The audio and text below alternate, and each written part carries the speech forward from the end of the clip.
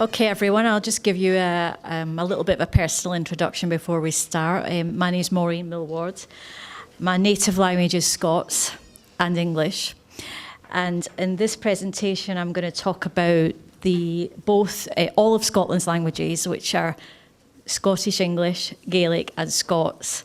We'll look a bit at the history and decline and then the revival that's happening today, as well as a little bit on the culture. And then we'll finish by learning some phrases in both Scots and Gaelic. So to start off with, I'll just tell you a little bit about these languages. Basically, Gaelic is a Celtic language. It's very close to Irish. It's absolutely nothing like Scots or Scottish English. Scottish English is what I'm speaking now, which is standard English, but with a Scottish accent. A lot of people get confused with Scots and Scottish English. Scots is another Germanic language which descended from Old English, brought to the east coast of England by the Anglo-Saxons around the 5th or the 6th century, I think it was.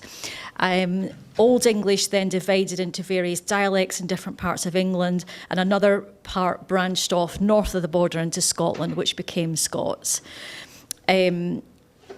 Actually, going back several centuries, Scots speakers could not understand English speakers. So an example of this is with the royal family. The Queen of Scotland and the Queen of England used to write to each other in Latin or French because the Queen of Scotland couldn't speak English. It was only Scots or these other languages. And gradually over time, when the royal family of Scotland, the King of Scotland became also the King of England, things started to change where English started coming into the Scots language a lot more. And from the 1700s onwards, they no longer needed to use interpreters for official visits between Scotland and England because the languages, they could by then understand each other. So I'll just move on to look at some maps so I can show you what the situation was like in Scotland. So the first one is a map of the year 1200, which shows you most of Scotland was speaking Gaelic in the year 1200. The yellow parts in the north, which say Norse, is actually a language called Norn, very close to Old Norwegian. We have a lot of Viking influence and Nordic influence in the language as well. And then by the year 1400, the middle picture shows that Gaelic started to be pushed back, and Scots, from the English border, Scots started to grow from the south into the central parts of the country. And the last picture is from the year 2000. You can see on that how much Gaelic has declined. Nowadays, it's mainly spoken on the Western Isles and not many places on the mainland at all, unfortunately, now. So we're trying to reverse the decline that's happened. If anybody's interested, before the year 1200, Gaelic is a language that came from Irish on the west coast. Before that, we had a lot of Pictish, but nobody really knows what language family Pictish came from, whether it was Celtic or whether it was something else. We don't know a lot about that. In the year 1800, there were 300,000 monolingual Gaelic speakers. Today, unfortunately, we don't think there are any monolingual Gaelic speakers. All the Gaelic speakers are bilingual nowadays. There are only 57,000 Gaelic speakers now, which are native speakers based on the last census that we did. A 1.5 million Scots speakers, and they're all bilingual as well. The total population of Scotland is now almost 5.5 million, so you can see how Gaelic is like only 1% of the population. We have another census in 2 years' time, and we're hoping that census will show that we have more Gaelic speakers now because of the education system and more young people learning the language. Okay, so the reasons for the decline, some of them affect both languages and some of them are only for Gaelic. So for example, in the 15th century, where Gaelic was at its peak, as you could see from the first map that I showed, Scots started to push it back. At the time, at that time, we had the royalty in Edinburgh who were Scots speakers, and they started to push Gaelic backwards towards the northwest. In the 16th century, King James VI really made an impact on Gaelic. He was also a Scots and an English speaker. He was the son of Mary, Queen of Scots, but because she was imprisoned and then executed, he was never brought up by her. So he maintained close relations with the English, and he wanted more and more English into Scotland, and he wanted to eradicate Gaelic completely. And he did his best to do that by trying to ban it as much as he could. What happened was in 1603, King James VI also became King James I of England, because the Queen of England died with no children, and he was a cousin, so he was the next in line for the throne. When he became king, he moved of England, he moved to London rather than staying in Edinburgh. And that really impacted on English, more and more English being brought into Scotland and used as an official language, because that's what he wanted. And then in 1707 was the beginning of the United Kingdom Parliament in London, where English then became the official language of all of the United Kingdom. However, we still had a strong Gaelic community at that time until the 18th century, but we had a very sad part of our history, which the picture shows you there is a ruined Highland cottage. This happened because of the Highland clearances, where a lot of the Gaelic-speaking families who lived in the Highlands and the islands were cleared off the land by the landlords, who came from different parts of the country and sometimes not even Scotland, because they wanted to put sheep on the land to earn more money from sheep, so they wanted rid of the people. So the Gaelic people started to move either to cities in Scotland, which were non-Gaelic speaking cities like Glasgow, where there were lots of jobs, or they were given one-way tickets to get a boat to Canada, Australia, New Zealand, places like that, and never come back. Now, because of that, there is actually a small Gaelic community in Canada today with about 1,500 speakers. And that's because of this period in our history. And then finally, 1872, the Education Act. Now, this affected both Scots and Gaelic, because English was the only language to be used in education, and the children were punished if they spoke other languages in the classroom. To try and reverse the damage, there's a lot being done now. We have a regional government in Scotland now who has given a budget to both these languages to promote and revive them. Gaelic was given priority first over Scots because the situation is worse. The number of speakers is much, much lower. So now Scots has been given a budget for the same thing, which came a few years later than Gaelic, because the situation's not so endangered. It's classed as vulnerable, whereas Gaelic is endangered. So we now have schools in mainland Scotland, such as Glasgow, which is typically a non-Gaelic speaking area. Gaelic medium schools. The first high school in Glasgow for Gaelic medium education was open, I think, in 2012. It's very much oversubscribed. Now they're having to open another school. We also have nurseries for young children. We have adult classes. We have leisure activities like maybe music, sporting events that are for the Gaelic-speaking community, and learners are also welcome to these things, music festivals. And the situation with Scots now is that it's a bit behind in the revival compared to Gaelic, but because of the new, we have a new publication grant, so to encourage people to write in these languages, it's a new thing for Scots, and to produce more literature for adults and children. So now there are quite a few books, fiction books, factual books about history, poetry in both these languages. We also have official organisations set up to kind of control the budget and to produce materials to promote the languages in schools. We've also got theatre performances in both languages. Okay, and about the culture, I think probably most people picture things like bagpipes and fiddles when they think about Scottish music, which is true that we have that everywhere. Even if you walk around Edinburgh, you'll hear the bagpipes all the time. People are always playing them. Another aspect of the culture we have with the Gaelic side is the clans, which had a chief, and the people under the clan would take the chief's surname. So if you go to the Isle of Lewis today, you'll see that a lot of people have the surname MacLeod, and that's where it comes from.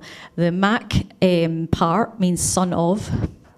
Mac is the Gaelic word for son, and today many, many people in Scotland still have these surnames. And the kilts, which came from the Gaelic side as well, we have different types of tartan associated with different surnames. If you go to the likes of Edinburgh on New Year's Eve, you'll see everybody wearing the kilts. For weddings as well, it's very important. Something else I wanted to mention is Gaelic psalm singing. It's something a lot of people don't know about. It's very unique. If you go up to the islands to a church which has Gaelic services, the people have this unusual way of singing, and they'll sing prayers from the Bible. And I'll have to play you a clip because it's hard to describe.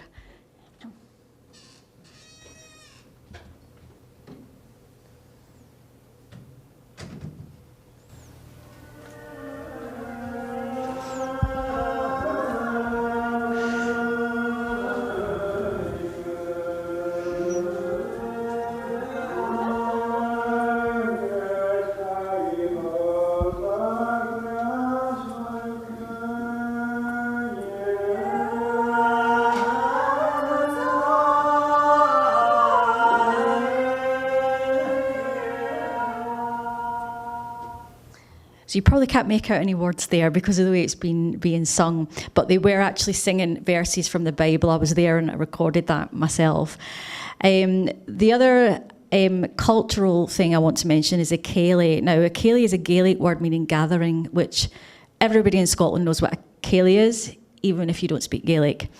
It's music, dancing. We have set dances, and New Year, weddings, special occasions. It's very popular. But you'll find as well, particularly in the rural areas where they do speak Gaelic, you might have a village hall has this every Saturday night.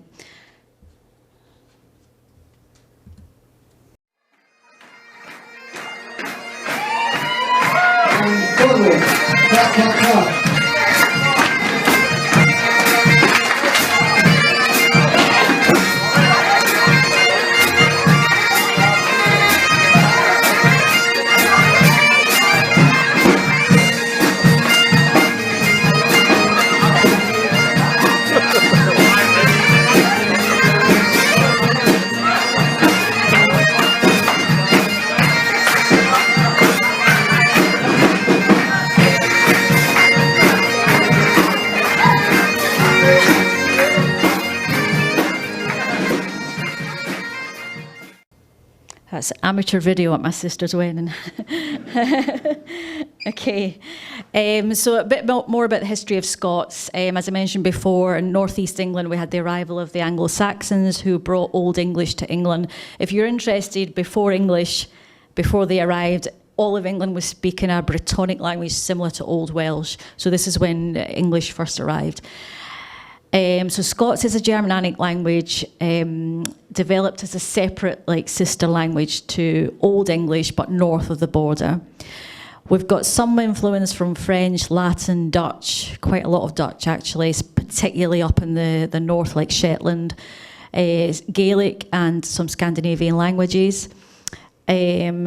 And as I've mentioned before, Scots and English were not really mutually intelligible until after the union of the Scottish and English parliaments in the 18th century. We have some examples of words that are the same here. I'm going to show you in a minute, like the word want in English. In Scots, we say want. The word shop in English, we say shop. So some of the vowels that are pronounced differently, but they look, when they're written, they'll look the same as English. In Scots, we don't have a standard version because it's never been taught through the education system. We have 5 or 6 different dialects up from Shetland right down to the borders. The Shetlandic version has a lot more Nordic words in it, and it is quite varied, the type, but they all come under the branch of Scots. The materials that are being produced for schools nowadays tend to be in the local dialect for that particular region. So we don't have a standard version at all. It also means we have different spellings. So here are some example sentences. I'll read them out, and if I've got any volunteers want to have a go. So I'll read them first and explain a bit about the grammar.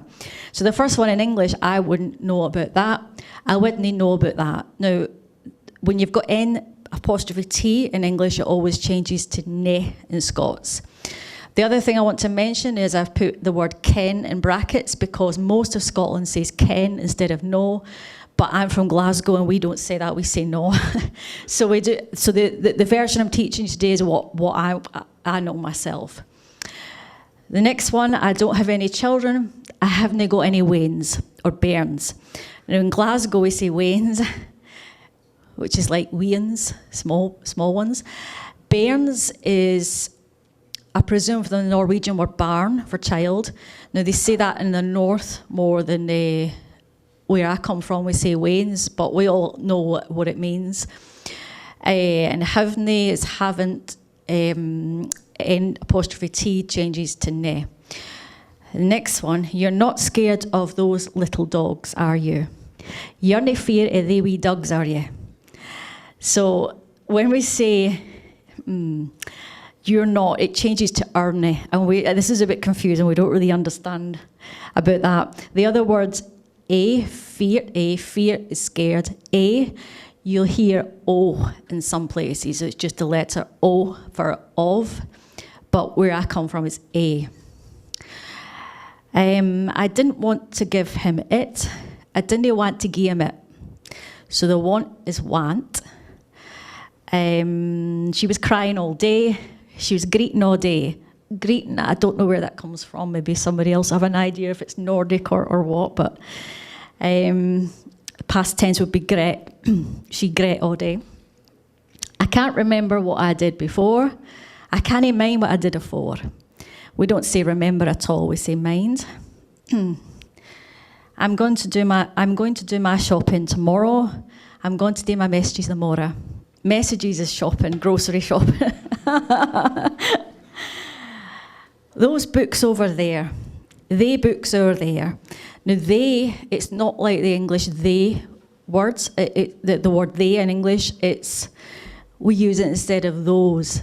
Now when I was at school, I remember an English teacher we had telling us we spoke bad English. Even 20 years ago,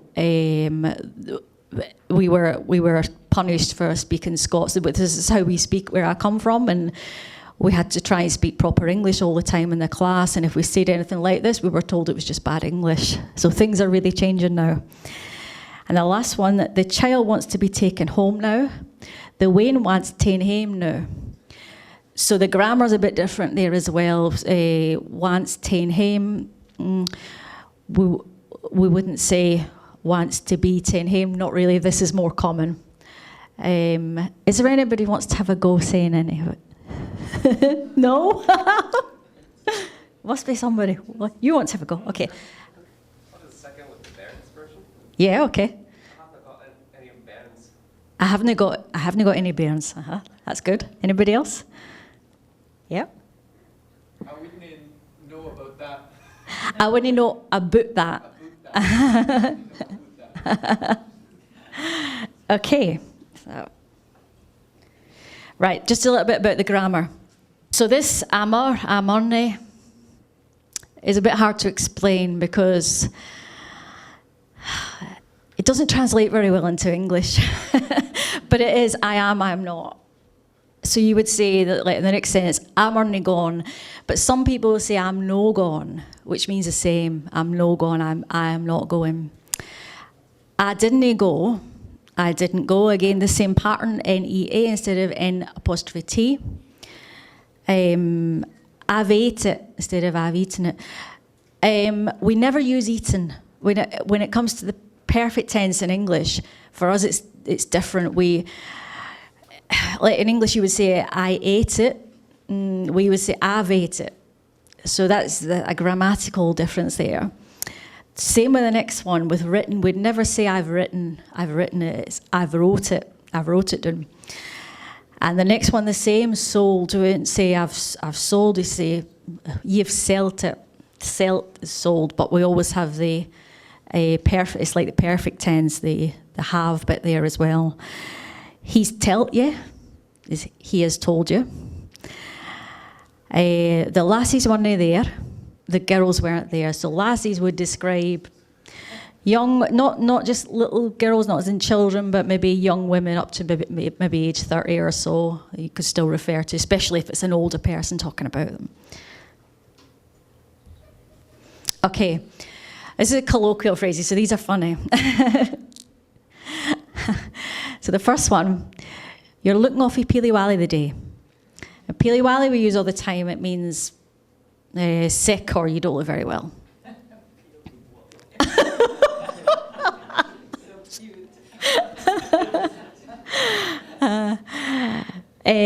Okay, come over here and have a chat with me.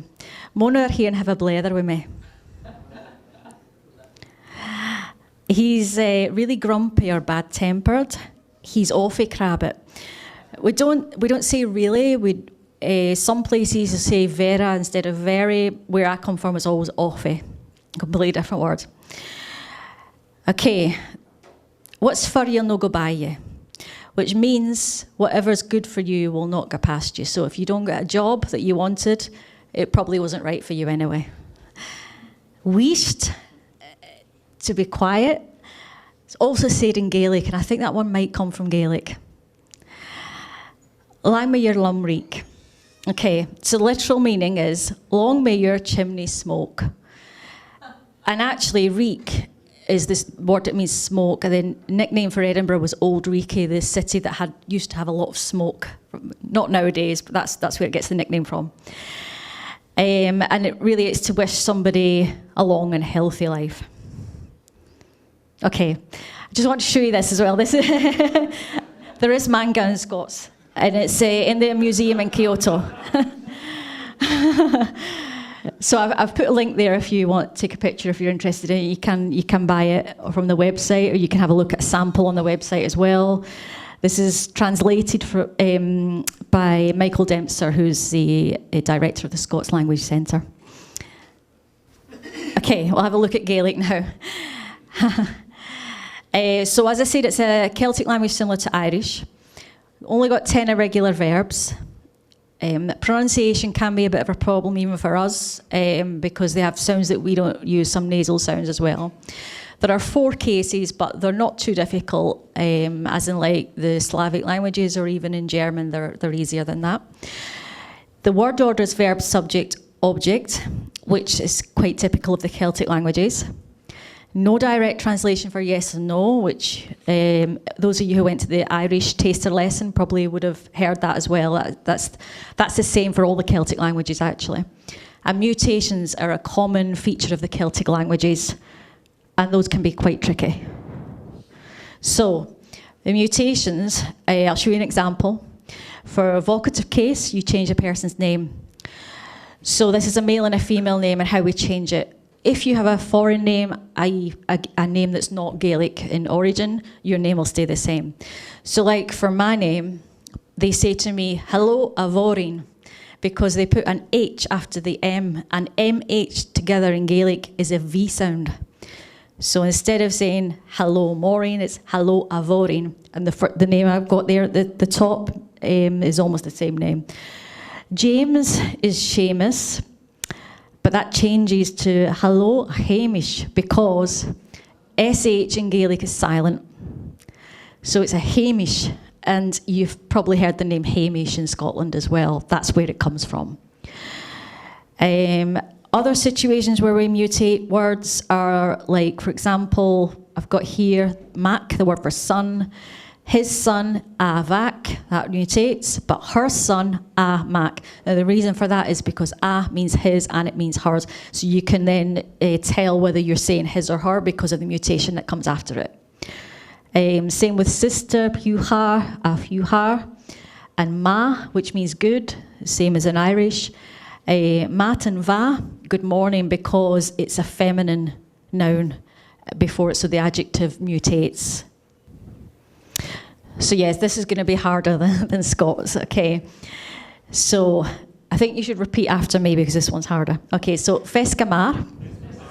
So that's good afternoon or evening. Je and tenema horst. So you see here RT at the end. There's an S sound goes in there. You won't see it, but that's how it's said. That's what is your name, but as in Irish, it's like what is the name that is on you. It's very common in all these Celtic languages to have expressions such as that, on you, with you, and things like that, at you. The easiest way to introduce yourself is these misha plus your name, and then how are you? Kiamara how. To answer, gleva tapalat.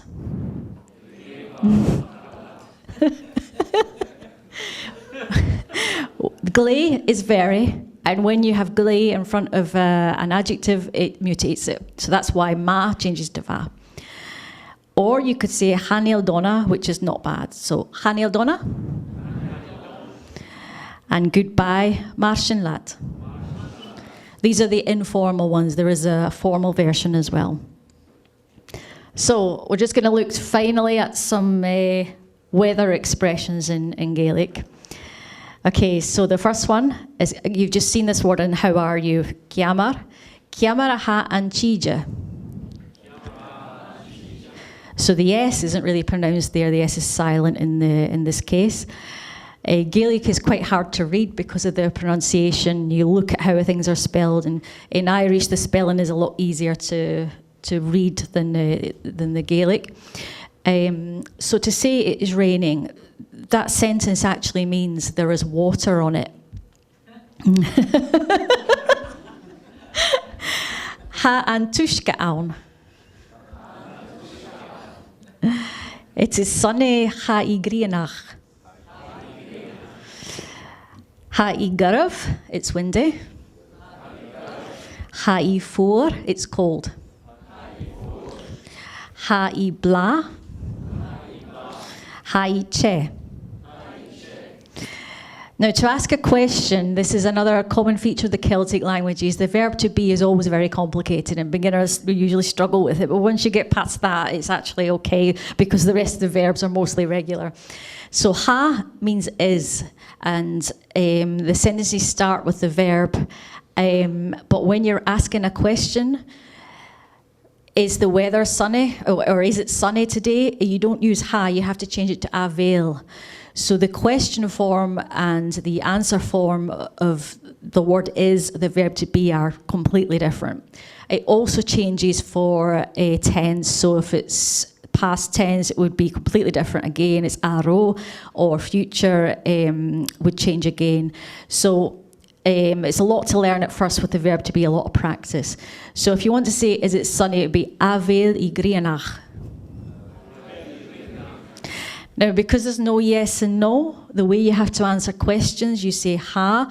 If it's a present tense question, if it's a past or a future, it would be a different answer. So for present tense, you say ha, which means is. So really you're just saying it is, because there's no word for yes. So you would say ha I grianach. So yes, it is sunny, that's what you're saying. For negative, Hanil grianach. And again, the same with the positive answer. If that's a different tense, the Hanil changes to a different form. So it takes a lot of getting used to it first, but as I say, once you pick up the verb to be and you learn the different forms for the different tenses, you can then progress with the language a bit quicker. I think the verb to be is a bit of a stumbling point in the beginning.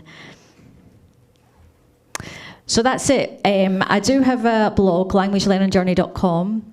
I've also developed a Scots course with Language Boost, which you can get to through the blog, languagelearningjourney.com/Scots.